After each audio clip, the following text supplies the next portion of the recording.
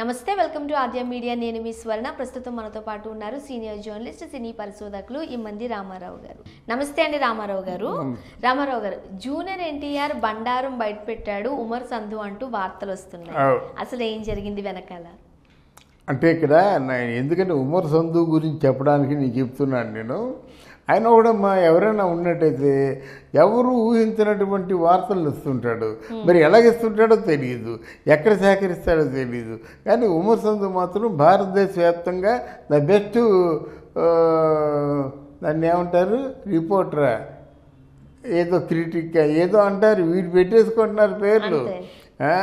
వాళ్ళందరూ రాలే the best critic ఇంకేదో క్రిటిక్ అని పెడుతున్నారు అన్నమాట. అలాగే ఏమరైనా అన్నేంటంటే ఎక్కడ లేనటువంటి ఎవరెవరితో లింకులు ఉన్నాయని అంటూ ఇప్పుడు తెలుగు ఫిల్మ్ ఇండస్ట్రీలో చెన్నైలో ఎంత పాపులర్ అయిందో, సుచి లీక్స్ అని స్టార్ట్ అయింది కదా అప్పట్లో, అది ఎంత పాపులర్ అయిందో ఈయన మాటలు కూడా ఒక్కొక్కసారి అంతే పాపులర్ అవుతుంది. ఇక్కడ ఏంటంటే ఇవాళ ఏదో జస్ట్ తిరగేస్తుండగా జూనియర్ ఎన్టీఆర్కి ఒక ప్రైవేట్ లైఫ్ ఉందనే విషయం చెప్పాడు. అయితే మనం నమ్మటం లేదు. కానీ ఆయన ఎంత బాగా చెప్తున్నాడంటే ఆ ప్రైవేట్ లైఫ్ అంటే సమీరారెడ్డితో జూనియర్ ఎన్టీఆర్ ఆత్మీయంగా ఉండేవారని మనందరికీ తెలుసు. వాళ్ళిద్దరూ కలిపి ఏం సినిమా చేశారు? ఎవరు వాళ్ళిద్దరునా? అశోక్ చేశారు కదా సమీరారెడ్డి. అందువల్ల అట్లాంటి సినిమాలు కొన్ని చేశారులే. సమీరారెడ్డి కొంచెం సన్నిహితంగా ఉండేది. జూనియర్ ఎన్టీఆర్ అంటే తారక్ గారు కూడా సహకారం చేశారు, అది వేరే విషయం. దాని తర్వాత ఆవిడ పెళ్లి చేసుకోవడం, పిల్లలు పడడం, బట్ అయినప్పుడు కూడా రహస్యంగా జూనియర్ ఎన్టీఆర్ గారు అది ఆ ప్రైవసీ మెయింటైన్ చేస్తున్నారనే విషయంలోనూ ఉమర్ సంధు తేడా తెల్లంగా చెప్తున్నాడు అన్నమాట. ఆయన మీ ప్రాంతం వరకే ఓకే, అంతేగాని ఆయన చక్కగా బాలీవుడ్లో చాలా హ్యాపీయెస్ట్ లైఫ్ లీడ్ చేస్తున్నాడని అంటున్నారు. అంతేకాకుండా మీ తాలూకు హీరోలకి అందరికి కూడా ఎవరికి ఉండవలసిన ప్రైవేట్ లైఫ్ వాళ్ళకు ఉందని చెప్పడం గొప్ప విశేషం అన్నమాట. అయితే జూనియర్ ఎన్టీఆర్కి ఒక ఎప్పటిదో ఉన్నటువంటి ఆ రిలేషన్ మెయింటైన్ అవుతుంది. కానీ రామ్ చరణ్, అల్లు అర్జున్ వీళ్ళందరూ కూడా మెయింటైన్ చేస్తున్నారు. ఈ విషయం బాలీవుడ్లో బాగా చాలా ప్రచారంలో ఉందని చెప్పడం పెద్ద విశేషం ఇప్పుడు. అయితే ఓవరాల్గా మనకేంటంటే రెమ్యునరేషన్ బాగా పెరిగిపోయేసరికి ఆ డబ్బులు ఎవరేం చేసుకోవాలో తెలియక ఒకసారి బొంబాయి వెళ్ళిపోయి ఎంజాయ్ చేసి వచ్చేస్తున్నారు అన్నమాట. వీళ్ళు అంటే ఎంజాయ్ చేయాలంటే అమ్మాయితోనే ఎంజాయ్ చేయవలసిన అవసరం లేదు. జస్ట్ ఆ ప్రాంతాలు, లొకేషన్స్, ఆ బీచ్ వచ్చి కూర్చుంటే చాలు. బట్ ఎనీవే ముంబైనే ఎందుకు చూస్ చేసుకున్నారు? ముంబైని ఎందుకు షూట్ చేసుకున్నారంటే వాళ్ళ తాలూకు గతంలో వాళ్ళతో పనిచేసిన హీరోయిన్లు ఉంటారు కదా, చక్కగా వాళ్ళు మనకి ఎలాగుంటుంది పాత పని మనం కలిసి పనిచేసామనుకో, వాళ్ళు వచ్చారనుకో ఆ రోజు ఎంతో బాగుంటుంది అన్నమాట. అంటే మనం పనిచేసే వాళ్ళు, మనతో కలిసి పనిచేసిన పాత వాళ్ళు మనల్ని కలుసుకుంటే పొందే ఆనందం వేరు. వాళ్ళు నిజమైన ఫ్రెండ్స్. అంటే ఒకరు శ్రేయస్సుని మరొకరు కోరుకునే ఫ్రెండ్స్ అన్నమాట. అందుకని ఉండవచ్చు. రెండోది బొంబాయి చూడవలసింది ఉంది కదమ్మా. ఏముంది? బొంబాయి బీచ్, ఆ తాజ్ కోరమండలో అంటే ఎంత బాగుంటుంది. ఆ బీచ్ దగ్గరికి వెళ్ళినట్టయితే ఆ పక్కనే తాజ్ కోరమండ, తాజ్ హోటల్, ఆ పక్కనే బీచ్ అన్నమాట. అక్కడ ముంబైలో అక్కడికి వెళ్తే కొన్ని లక్షల పౌరాలు ఉంటాయన్నమాట. అలా ఎగిరిపోతుంటాయి. బీచ్ కూడా దగ్గరికి వస్తుందన్నమాట, దూరంగా ఉంటుంది బీచ్. ఒక బీచ్లో ఒక ప్రాంతానికి వెళ్తే వెనక దర్గా ఉంటుంది, మధ్యలో కర్రల బీచ్ ఉంటుంది.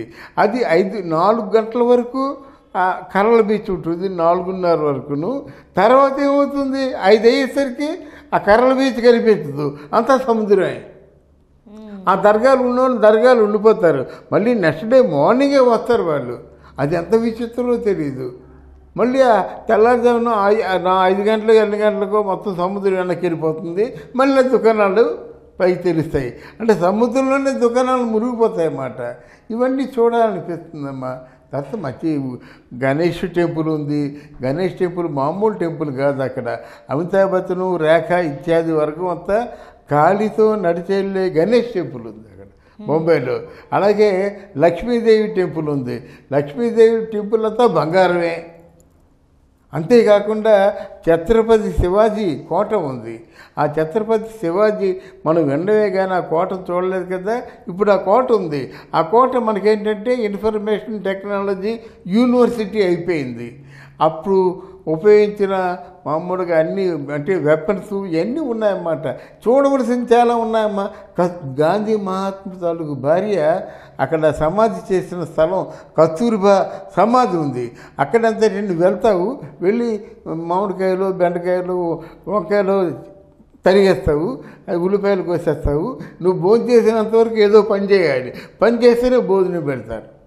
పని చేయకపోతే భోజనం పెట్టు. వెళ్ళి ఈ రిజిస్టర్లో సంతకం పెట్టి పలానా చోట నుంచి వచ్చాను, నేను మధ్యాహ్నం భోజనం చేస్తానమ్మా, మధ్యాహ్నానికి రాత్రికి ఇక్కడ ఉండాలని మేము కోరుకుంటున్నామంటే వాళ్ళు ఉండమని చెప్పినట్టయితే నువ్వు పనిలో నీకే పని చేస్తే ఆ పని చేయడం అలా అన్నమాట. అది చూస్తుంటే ఆ గాంధీ మహాత్ముడు కస్తూరిబాబుని ఫోటోలు చూస్తుంటే మనం ఏ లోకంలోకి వెళ్ళిపోతాం. అలాగే చాలా ఉన్నమాట. ఇలాంటివన్నీ చూడవచ్చు కదా. అందువల్ల వీళ్ళు బొంబేని ప్రిఫర్ చేస్తారేమో అనుకుంటున్నాను అన్నమాట. బొంబేలో కానీ ఇప్పుడు ఎంచక్క ఇద్దరు పిల్లలు ఉన్నారు. ఓకే, మనం మరి దీన్ని మరీ సీరియస్గా తీసుకొని హ్యాపీ ఫ్యామిలీ లీడ్ చేస్తున్నప్పుడు ఇలాంటి రూమర్స్ పెట్టడం వల్ల వాళ్ళిద్దరి వరకు వెళ్ళింది అనుకోండి వార్త, చిన్న చిన్న మనస్పర్ధలు వస్తాయి కదా. అది ఎంతవరకు కరెక్ట్ అంటారు? వాడు పెట్టింది ఏంటంటే అది జూనియర్ ఎన్టీఆర్ భార్య ఫోన్లోనూ అది ఆ మెసేజ్ ఏదో ఓపెన్ అప్ అయిందని అది వాడు చెప్పాడు. ఎవడు ఊమరవుతూ అది ముందు వాళ్ళ భార్యకే తెలిసిందట. తెలిసిన తర్వాత ఆ విషయం బట్టబయలైందని చెప్పుకుంటాడు. అంటే ఇటువంటి వాటికి ప్రాధాన్యత మనం తగ్గించేయాలి. కానీ అవుట్ ఆఫ్ ఇంట్రెస్ట్ అంటే వాళ్ళ తాలూకు స్నేహితులకి, వాళ్ళ తాలూకు ఫ్యాన్స్కి, వీళ్ళందరికీ ఇంట్రెస్ట్ ఉంటుంది కదా. ఏదేమైనా సరే ఈరోజు నెంబర్ 1 స్టారు జూనియర్ ఎన్టీఆర్. ఆయన సినిమాల మీద తప్పించి ఇట్లాంటి వీళ్ళు అనుకున్నట్టుగా వేరే అంటే ఒక కాంప్లికేటెడ్ జోనర్లోకి వెళ్ళడం మాత్రం ఆయన తెలివైనడు కనుక జరగదని నా ఉద్దేశం. ముఖ్యంగా డే బై డే వాళ్ళ యొక్క సినిమాల పరపతి కావచ్చు, లేకపోతే వాళ్ళు కావచ్చు, పెంచుకుంటున్న నేపథ్యంలో పర్సనల్ లైఫ్ని పట్టుకొచ్చి అసలు ఏమీ లేనప్పుడు ఇలా పెట్టడం ఎంతవరకు కరెక్ట్ అంటారు మీరు? ఏమీ లేకపోవడం కాదబ్బా.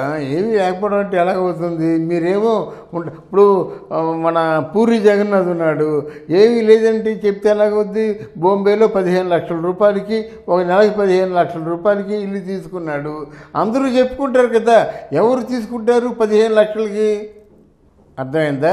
ఇప్పుడు అల్లు అర్జున్ తాలూకు తమ్ముడు ఉన్నాడు శిరీషు, ఇమ్మాన్యుయల్తోనూ బొంబేలో ఉన్నాడు. ఎక్కడికి రాకుండాను, ఎవరి దగ్గరికి వెళ్ళకుండాను. మరి నాకేమి తెలియదంటే ఎలాగవుద్ది? అర్థమైందా? నువ్వు నీ ఇష్టమైన వాళ్ళతో నువ్వు ఇష్టం వచ్చినట్టుగా తిరుగుతావా? నాకేమీ తెలియదని చెప్పేసి తిరగబడతావా? ఎవరు నమ్ముతారు? కనుక డెఫినెట్గా మరి మనం అంతకుముందు ఇంకొకరి మీద నిందలేస్తామే. ఏముందో ఏమి లేదు. నిన్న మన టబ్బుని నాగార్జున అనలేదా? అంతకుముందు ఇంకెవరినో అనలేదా? అలాగా స్పెక్యులేషన్స్ వస్తుంటాయి, దాన్ని తుడిచి పారేస్తుంటారు. కానీ అందులో యథార్థం ఎంతవరకు ఉందంటే అది వాళ్ళకే తెలియాలి, మనం చెప్పేసి విషయం కాదు. అర్థమైందా? అందువల్ల ఇదంతా అవుట్ ఆఫ్ ఇంట్రెస్టింగ్, తక్కువ ఎంటర్టైన్మెంట్ కోసం పోతుంది. కానీ దీన్ని ఎవరూ సీరియస్గా తీసుకోవాల్సిన అవసరం లేదు.